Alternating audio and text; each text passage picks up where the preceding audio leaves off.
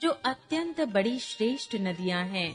यदि राजा उन पर पुल बंधा देता है तो अत्यंत छोटी चींटियां भी उन पर चढ़कर बिना ही परिश्रम के पार चली जाती हैं। इसी प्रकार मुनियों के वर्णन के सहारे मैं भी श्री रामचरित्र का वर्णन सहज ही कर सकूंगा।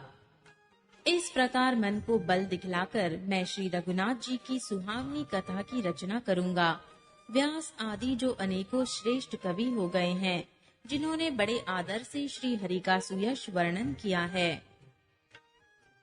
मैं उन सब श्रेष्ठ कवियों के चरण कमलों में प्रणाम करता हूँ। वे मेरे सब मनोरथों को पूरा करें।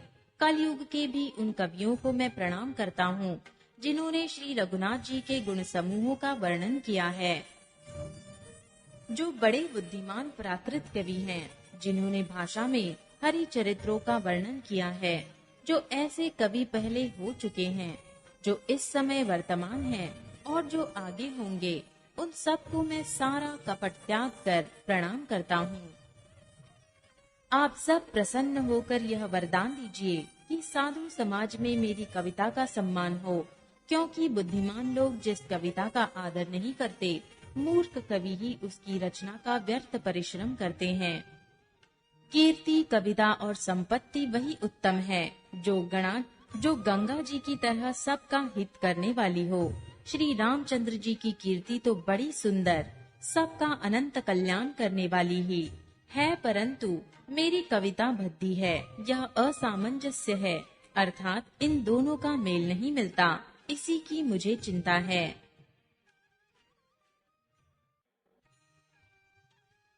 परंतु हे कवियों, आपकी कृपा से यह बात भी मेरे लिए सुलभ हो सकती है। रेशम की सिलाई ताट पर भी सुहावनी लगती है। चतुर पुरुष उसी कविता का आदर करते हैं जो सरल हो और जिसमें निर्मल चरित्र का वर्णन हो, तथा जिसे सुनकर शत्रु भी स्वाभाविक वैर को भूलकर सराहना करने लगे। ऐसी कविता बिना निर्मल बुद्धि के होती नहीं है, और मेरे बुद्धि का बल बहुत ही थोड़ा है। इसीलिए बार बार निहोरा करता हूँ कि हे कवियों, आप कृपा करें जिससे मैं हरियश का वर्णन कर सकूं। कवि और पंडित गण, आप जो रामचरित्र रूपी मान सरोवर के सुंदर हंस हैं, मुझ बालक की विनती सुनकर और सुंदर रुचि देखकर मुझ पर कृपा करें। मैं उन वाल्मीकि मुनि के चरण कमलों की वंदना करता हूँ, जिन्होंने रामायण की रचना की है। जो खर राक्षस सहित होने पर भी खर कठोर से विपरीत बड़ी कोमल और सुंदर है, तथा जो दूषण राक्षस सहित होने पर भी दूषण अर्थात दोष से रहित है। मैं चारों वेदों की वंदना करता हूँ, जो संसार समुद्र के पार होने के लिए जहाज के समान है, तथा जिन्हें श्री रघुनाथ जी का निर्मल यश वर्णन करते स्वप्न में भी खेद थकावट नहीं होता।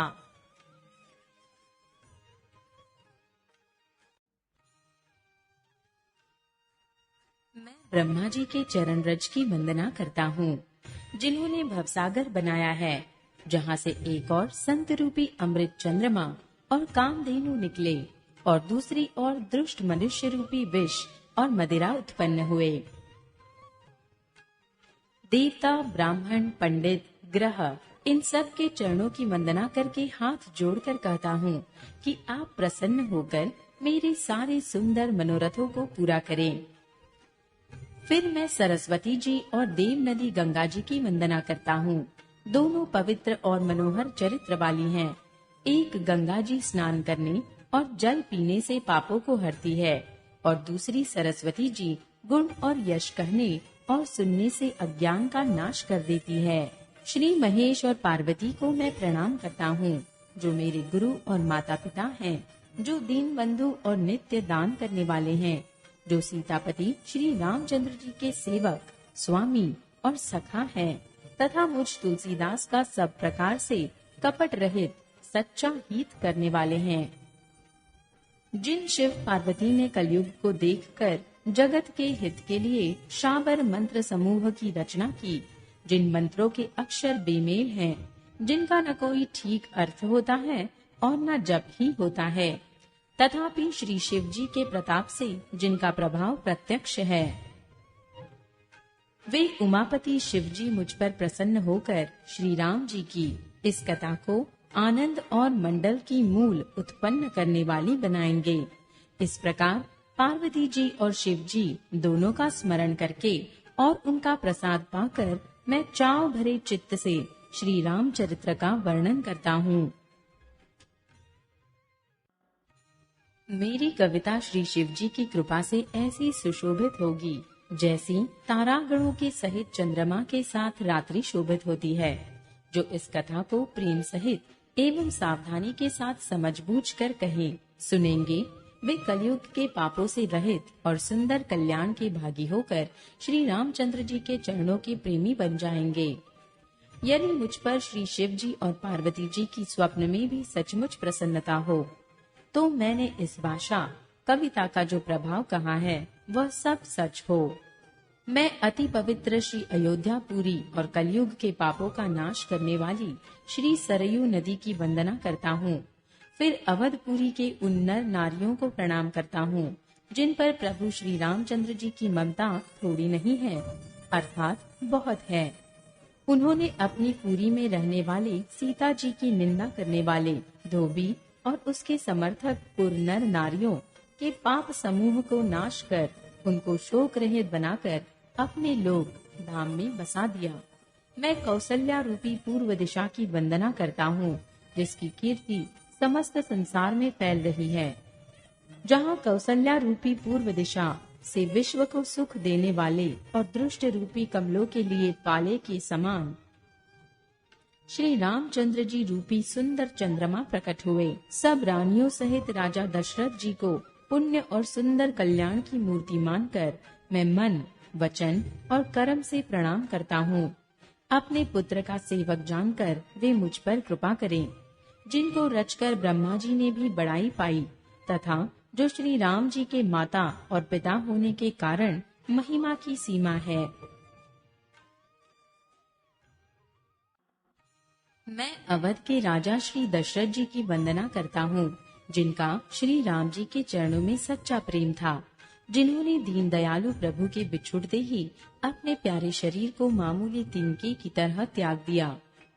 मैं परिवार सहित राजा जनक जी को प्रणाम करता हूँ जिनका श्री राम जी के चरणों में गुड़ प्रेम था, जिसको उन्होंने योग और भोग में छिपा रखा था, परंतु श्री रामचंद्र जी को देखते ही वह प्रकट हो गया। भाइयों में सबसे पहले मैं श्री भरत जी के चरणों को प्रणाम करता हूँ जिनका नियम और व्रत वर्णन नहीं किया जा सकता तथा जिनका मन श्री राम जी के चरण कमलों में भौरे की तरह लुभाया हुआ है, कभी उनका पास नहीं छोड़ता। मैं श्री लक्ष्मण जी के चरण कमलों को प्रणाम करता हूँ जो शीतल, सुंदर और भक्तों को सुख देने वाले हैं। श्री रघुनाथ जी की कीर्ति रूपी विमल पताका में जिनका लक्ष्मण जी का यश पताका को ऊंचा करके फहराने वाले दंड के समान हुआ, जो 1000 सिर वाले और जगत के कारण 1000 सिरों पर जगत को धारण कर रखने वाले शेष जी हैं, जिन्होंने पृथ्वी का भय दूर करने के लिए अवतार लिया। वे गुणों की खानी कृपा सिंधु सुमित्रा नंदन श्री लक्ष्मण जी मुझ पर सदा प्रसन्न रहे। मैं श्री शत्रुघ्न जी के चरण कमलों को प्रणाम करता हूँ जो बड़े वीर, सुशील और श्री भरत जी के पीछे चलने वाले हैं। मैं महावीर श्री हनुमान जी की विनती करता हूँ जिनके यश का श्री रामचंद्र जी ने स्वयं अपने श्री मुख से वर्णन किया है।